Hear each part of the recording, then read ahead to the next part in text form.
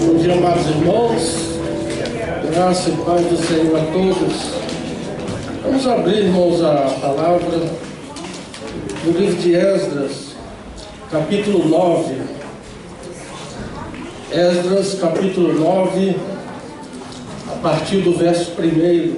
O tema de hoje é: a prudência traz virtude. Vamos falar um pouco de prudência associada à virtude nas nossas vidas. Esdras, vou ler aqui na nova versão transformadora, capítulo 9, a partir do verso 1. Depois que essas coisas foram feitas, os líderes judeus vieram e me disseram: muitos israelitas e até mesmo alguns sacerdotes levitas não se mantiveram separados dos outros povos que habitam nesta terra.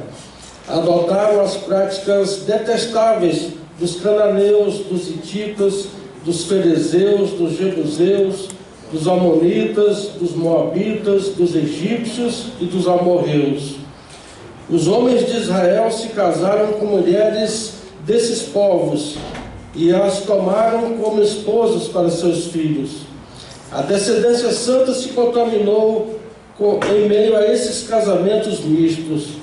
E pior ainda, os líderes e os oficiais foram os primeiros a cometer essa infidelidade. Verso 3. Quando eu vi isso, rasguei minha túnica e meu manto, arranquei cabelos da cabeça e da barba, e me sentei absolutamente pasmo.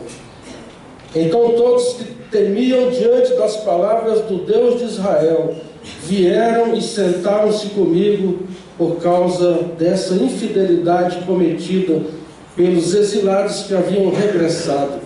E fiquei sentado ali, atônito, até o sacrifício da tarde. Vejam, irmãos, que tamanha falta de prudência e que tamanha desperdício, das virtudes de Deus na vida desses israelitas. Eu quero falar um pouco relacionado a essas duas palavrinhas que às vezes são um pouco desconhecidas, o que vem a ser virtude, o que vem a ser a prudência, e a influência da prudência nas virtudes para as quais nós fomos chamados. O Senhor nos transportou para o reino do seu amor para manifestarmos e proclamarmos as virtudes do reino de Deus. Virtude como aparece lá no texto onde Jesus disse, ele pergunta: quem me tocou, porque de mim saiu virtude? Lá em Marcos 5,30, O que seria então essa virtude? A Bíblia, irmãos, nos apresenta a virtude no sentido de força. Tanto é que lá em Lucas 6,19 diz assim: todos da multidão procuravam tocá-lo, porque dele saía poder e curava a todos. A virtude, então, é essa força, essa capacidade de manifestar o agir de Deus entre nós. Virtude. Tanto é que é muito conhecido o adágio que diz que a unção, a unção do povo de Deus é aquilo que diferencia os que são dos que não são, Porque a unção, ela flui nessa virtude do agir de Deus, esse poder, essa capacidade que vem de Deus. E o que seria a prudência? A prudência, irmãos, é o ponto-chave aqui. A prudência é a virtude ou o poder que conduz a todas as outras virtudes. Ou seja, não existe virtude sem a prudência. Exemplo, lá em Provérbios 31, a gente vê a diligência e a eficiência na vida da mulher virtuosa, Mas essa mesma eficiência e diligência é completa tolice lá em Mateus 7,27, quando aquele homem em busca de construir mais rápido, mais barato, ele é desonesto em relação ao processo construtivo e constrói na areia, não é?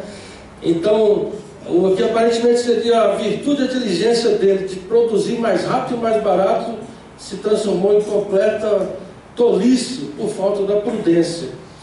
Em todas as áreas da nossa vida, quando a prudência não está presente, aquilo que aparentemente é uma coisa boa é tolice, é erro, é desvio. Eu, por exemplo, eu me toquei a esse respeito. Às vezes eu cito alguns exemplos aqui de alguma coisa que eu fiz que foi bom e que eu podia transmitir para a igreja como modelo, né? Mas eu não faço mais isso. Eu digo, uma certa pessoa fez isso, porque muitas vezes os atos de retidão, quando eles não estão direcionados à glória de Deus, e sim a serem vistos pelos homens, Jesus condena essa atitude, né? Então talvez você está vendo uma coisa que é boa, mas no íntimo aquilo não é para a glória de Deus. Tanto é que você encontra lá em 2 Coríntios 12:2, Paulo falando: um certo homem em Cristo foi até o terceiro céu. Ele não disse que era ele, né? Então, em tudo a prudência, para que manifeste-se a virtude. A prudência nos mantém um passo à frente, porque protege, fazendo enxergar e combater problemas antes que aconteçam. E esse é o cerne da mensagem de hoje. Nós andarmos prudentemente, o que faltou a esses israelitas aqui do texto, né? Não foram prudentes. Andar em prudência nos protege, nos coloca um passo à frente nos desafios, nos problemas, nos ataques que virão na nossa jornada. E eu cito o exemplo de Israel, o país, o Estado de Israel. Israel, o que é mais importante lá na guerra deles, não é o fato deles terem bomba atômica, deles terem muitos aviões, muito treinamento. O que diferencia Israel de todas as nações é o uso da informação e da contra-informação. Contra-informação, para quem não sabe, é você fazer o inimigo achar que você não vai fazer o ataque, e justamente é no dia que você vai atacar. Ou seja, fazer o inimigo acreditar o contrário do que você quer, não é? Então Israel lida com a informação, com a vigilância, de forma que quando o inimigo pensa em atacar, Israel já está atacando. E na nossa vida espiritual é muito importante a prudência, no sentido de você estar vigilante. Tanto é que Jesus falou que para a nossa vida o mais importante, acima de recurso financeiro, acima de capacidades, de dons, o mais importante é vigiem e orem. Do contrário, de outro modo, a tentação vencerá vocês. Isso na versão Bíblia Viva, Mateus 26:41, parte A. Jesus disse assim para nós: vigiem e orem, porque de outro modo a tentação, a influência do inimigo vai vencer vocês. Irmãos, na nossa casa, não apenas na nossa casa, mas na escola, na empresa, em todos os segmentos da sociedade, onde se busca resultado, a vigilância é fundamental. E a gente às vezes tem negligenciado a importância disso, não dando atenção àqueles pequenos sinais de que essas coisas detestáveis estão tomando lugar na nossa casa, no nosso ambiente. Eu trabalhei um tempo na área de inteligência, inicialmente na PM, depois numa área mais robusta, que foi no governo federal. Eu percebia que lá eu estava responsável por preparar os documentos para microfilmagem. Eu percebia que a maioria deles se referiam a acontecimentos rotineiros que estavam no jornal aí para todo mundo. E eu fui procurar saber por que a gente estava enchendo o arquivo da inteligência com coisas tão corriqueiras. E aí eu fiquei sabendo que o papel da inteligência é acompanhar os passos de um fenômeno que está se desenvolvendo no tempo e que vai gerar um resultado talvez não tão benéfico. E no nosso lar, no nosso ambiente, qualquer que seja ele, a gente muitas vezes é negligente em estar atento a esses indícios, essas pequenas manifestações de que algo detestável está se desenvolvendo, está criando corpo ali. E a gente precisa, irmãos, trazer uma importância máxima para o aspecto da vigilância e da oração. A oração ela é fundamental porque quando a gente detecta coisas detestáveis tomando espaço na nossa casa, a gente tem que ser prudente, né? Acompanhar com amor, não atropelando muitas vezes o filho, a pessoa ali. A minha esposa, por exemplo, ela me vigia, eu vigio ela, um ajuda o outro, né? Às vezes ela me repreende, eu repreendo ela. Isso é normal, não é exagero, mas tudo isso em amor, né? Amém. Tudo isso em amor. Por isso que a oração, ela entra como um papel fundamental, porque a gente percebe coisas estranhas e a gente vai para o joelho. Senhor, Senhor, Senhor, tem misericórdia. Senhor, está acontecendo, né? A gente não quer entrar como diz aquele jogador que já entra em campo cometendo falta para expulsão, né? A gente vai para a oração. Senhor, será que é isso mesmo? Senhor, cuida, me dá direção, dá sabedoria, me mostra, Senhor. Oração, né?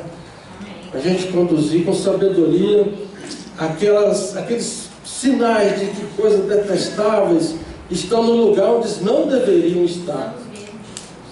E coisas detestáveis, irmãos, a gente joga no vaso da descarga 2 vezes, 3 vezes, né? A gente não fica esperando para ver onde é que vai dar. Porque muitas vezes a gente olha e fala, não, isso é coisa da modernidade, é coisa dessa geração, e a gente vai aceitando, vai tolerando coisas detestáveis. O filho já não trata o pai com a educação de antes, já começa a aparecer gente sem camisa à mesa, o palavreado começa a ficar diferente, o comportamento, a vida vai mudando aos poucos e a gente vai aceitando sem dar aquela descarga, né? Coisas detestáveis têm que ir para a descarga. A prudência deve ser virtuosa em todos os campos da nossa vida. Lá em 2 Pedro 1,5, vamos projetar, 2 Pedro 1,5, o detalhe dessa passagem é que ela nos mostra que fé e virtude devem vir acompanhadas da prudência. Diz assim, vós, reunindo toda a vossa diligência, associai com a vossa fé a virtude, com a virtude o conhecimento, ou seja, o discernimento. E o apóstolo Paulo, quando ele fala disso, lá em Efésios 1,8, eu vou ler na Almeida, revista corrigida, ele diz assim, que a graça se manifesta na forma de toda sabedoria e prudência. Esse discernimento, nós precisamos orar, a gente, não sei se a gente tem orado por isso, precisamos buscar de Deus esse discernimento de estar vigilantes, atentos, por nós mesmos, pela nossa casa, pelo nosso ambiente de trabalho, pelos nossos funcionários, lá na escola, pelos nossos alunos, enfim, onde você tiver influência, uma certa autoridade ali, você é responsável de estar vigilante, atento aos indícios dessas coisas detestáveis, que vêm de 8 fontes. Aqui no texto cita 8 fontes de coisas detestáveis, né? Vem dos cananeus, dos hititas, dos ferezeus, dos jebuseus, dos amonitas, moabitas, egípcios e amorreus. Então vejam que a nossa guerra não é pequena, não são poucos os inimigos. Tal como Israel, que tem inimigos de todos os lados, a nossa vida espiritual também está cercada de inimigos por todos os lados. E a gente poderia traduzir cada um desses povos estranhos para a nossa realidade atual. Então, por exemplo, os cananeus poderia ser a internet, os fariseus poderia ser aquelas amizades comprometedoras, os jebuseus poderia ser aquele grupinho lá do trabalho, do escritório. Então, cada um deve identificar na sua realidade onde é que está essa influência estranha que nós devemos estar atentos em relação a ela. E o fato que acontece aqui no texto com esses israelitas é que eles foram pegando um pouquinho de cada coisa, um pouquinho de cada demônio, né? A diabrada toda enfileirada e foi pegando um pouquinho de cada diabo. É o que acontece. A gente acha que não é o diabo completo, mas é um pouquinho de cada um deles que vai infiltrando a nossa vida. Nós estamos numa época de muito desenvolvimento em que muitas vezes querem fazer a gente pensar que o crente é exagerado com tudo, que ele vê diabo em tudo, né? Mas a palavra nos manda vigiar, estar atento, porque eles são a ação do inimigo é sutil na nossa vida. Irmãos, a prudência, ela se faz virtuosa em 3 campos de ação na nossa vida. Inicialmente nas relações que eu tenho comigo mesmo. Então eu posso ser mole comigo mesmo, eu posso ser muito exigente comigo mesmo. À medida que a gente vai tomando experiência, a gente vai se tornando mais excelente nesse relacionamento comigo mesmo, né? E com a passagem do tempo a gente vai envelhecendo e vai se tornando mais resignado, eu diria, né? Então esse relacionamento de você com você mesmo, ele vai tendo mudança, né? Isso é importante, nós buscarmos a sabedoria do Senhor nessa relação consigo mesmo, no seu íntimo. E não tem coisa pior, eu imagino, de que um idoso que não tem um relacionamento resignado consigo mesmo, né? Ele continua exigindo coisas como se fosse um garotão, né? Bonitão, fortão. Isso é importante.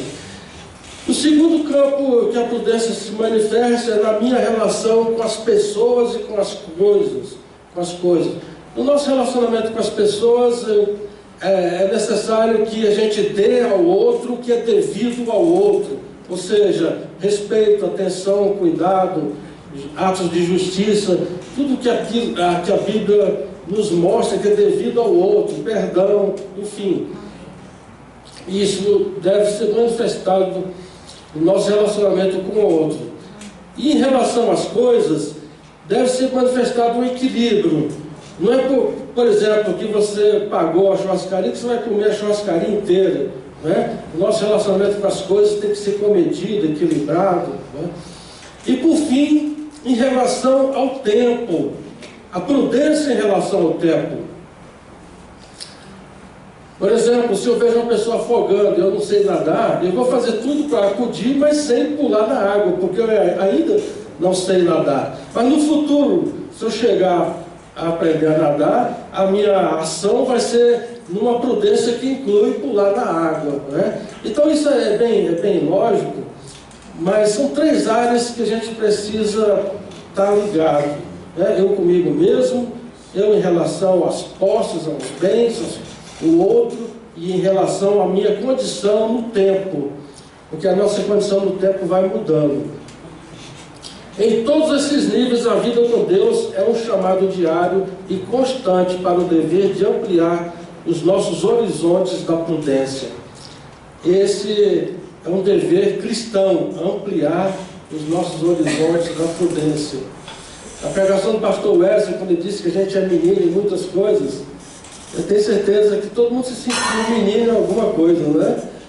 E até certo ponto é bom a gente ter um pouco de menino, mas fala da prudência, né? A questão de não ser menino fala da prudência.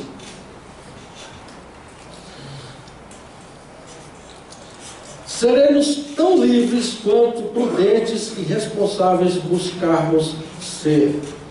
Liberdade em Cristo, né? Gálatas fala muito da nossa liberdade em Cristo.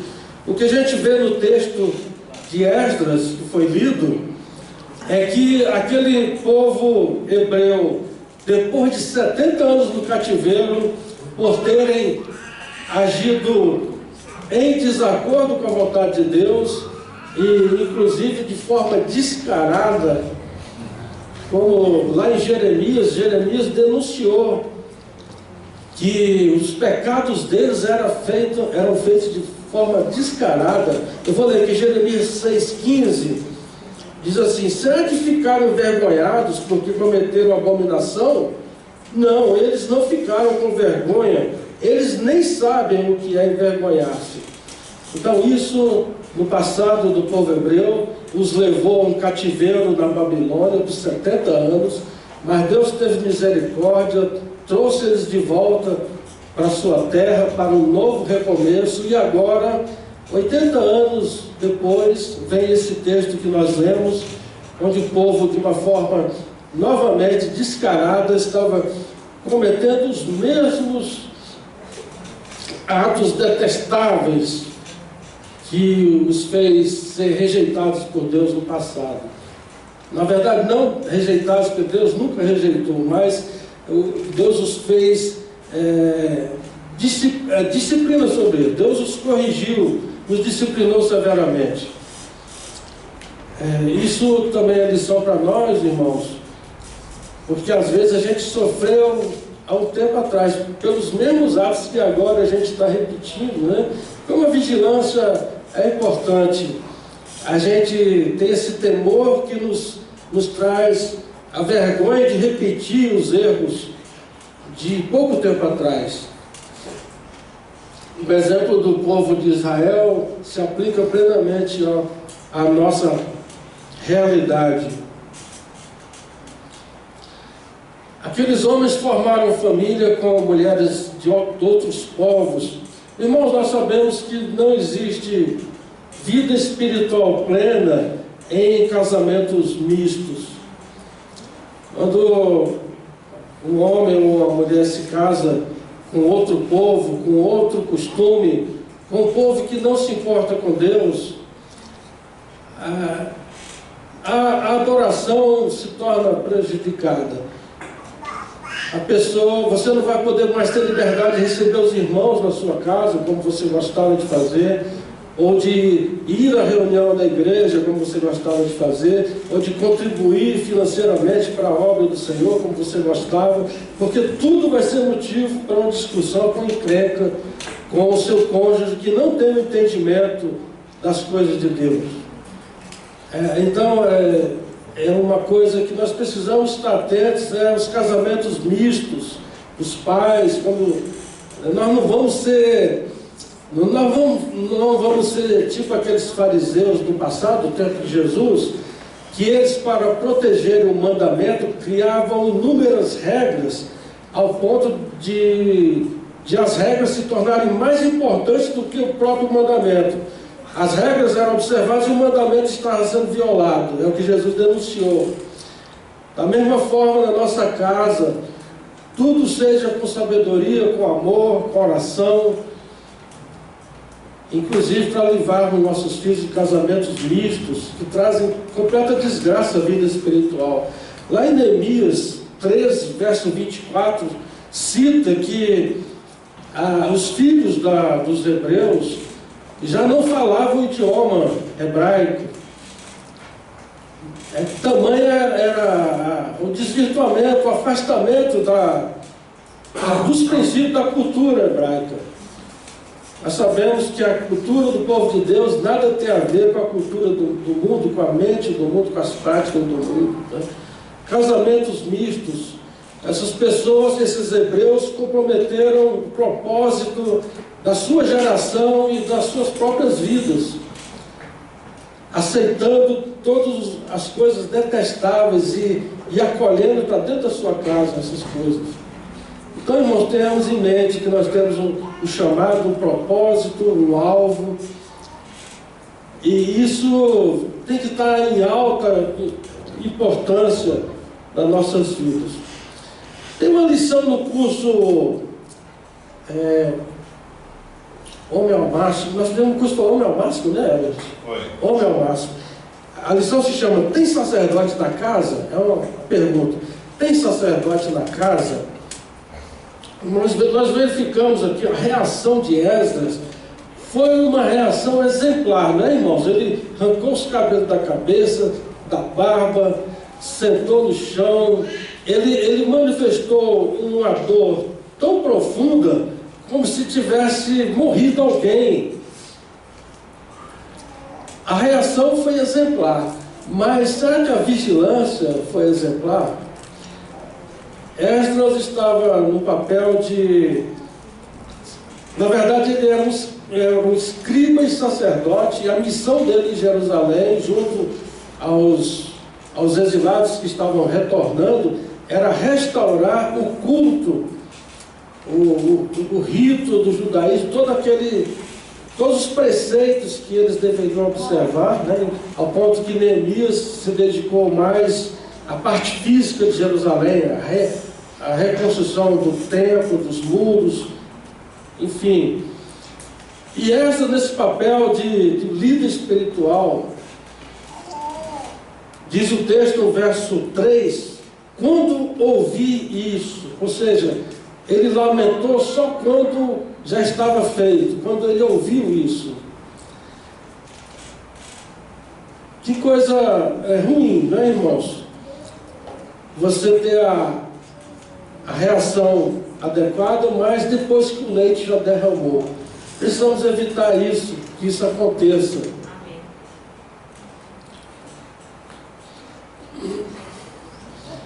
Depois que toda a desgraça já tinha acontecido, aí a gente se lembra lá do Titanic, né? O filme que todo mundo deve ter assistido, né? O navio afundando e a banda tocando, né?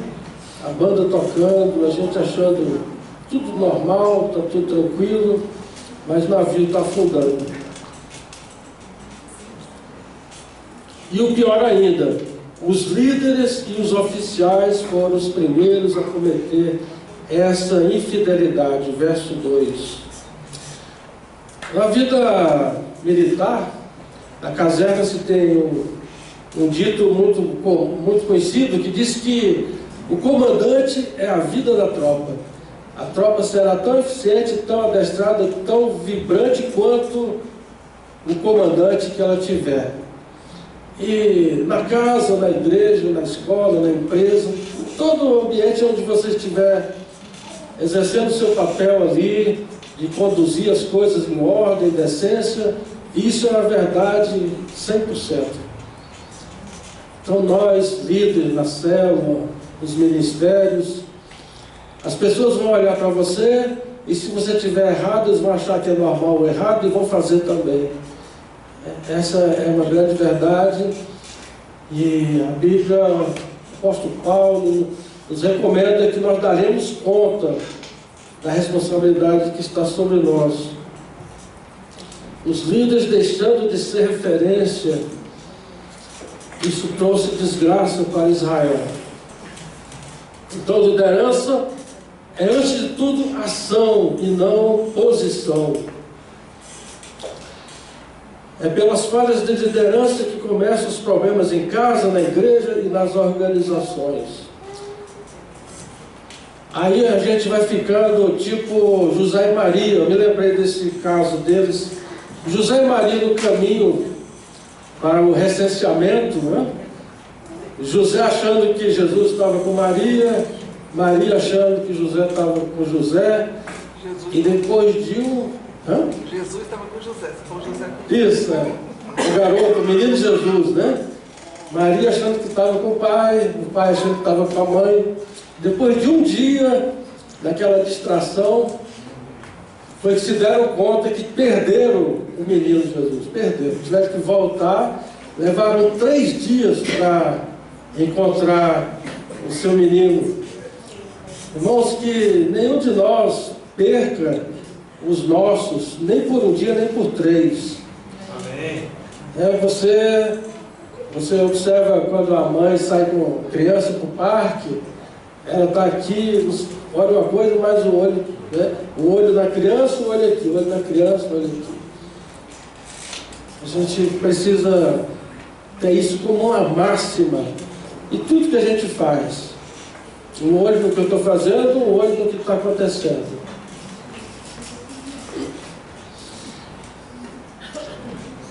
Conclusão, fique atento, porque pode ser que tenha alguma coisa que está desmoronando. É preciso ver quando o leite está derramando para ser oportuno e eficaz na contenção do problema. Portanto, tudo aquilo que o Senhor, pela sua palavra e pelo seu Espírito, tem julgado em você, e tudo aquilo que Ele tem falado para você, e tem pedido que você entregue. Tudo que Ele pediu que faça, faça. Porque Colossenses nos diz assim, Colossenses 3,10, vocês estão vivendo uma espécie de vida totalmente nova, que consiste em estar continuamente aprendendo cada vez mais o que é correto e procurando constantemente ser cada vez mais semelhantes a Cristo, que criou essa vida nova no íntimo de vocês. A versão Bíblia Viva, Colossenses 3,10. Amém. Então essa mensagem para essa manhã, que no nosso íntimo se desenvolva um senso de busca pela responsabilidade, pela prudência, porque nós fomos chamados para a prudência e para a responsabilidade, porque afinal de contas ninguém peca para si mesmo. A sua irresponsabilidade vai refletir sempre em alguém. Amém? Vamos orar, irmãos? Damos graças, Senhor, por esta manhã, pela Tua presença conosco, Senhor, nos instruindo, nos direcionando. Pai, no nome de Jesus, nós queremos ser fiéis ao que o Senhor requer de nós. Nos faz diligentes da nossa obra, Senhor, no nosso lar, no nosso trabalho, na observância da Tua palavra, Senhor. Nos guarda de todas as coisas detestáveis, Senhor, que tira de nós a unção, fluir da Tua vontade, que tira de nós essa capacidade de manifestarmos as coisas maravilhosas do reino de Deus, Pai. Tira de nós tudo isso e começa trabalhando em nosso entendimento, Senhor, nossa mente, nosso coração, para que seja a prioridade máxima, a vigilância e a oração.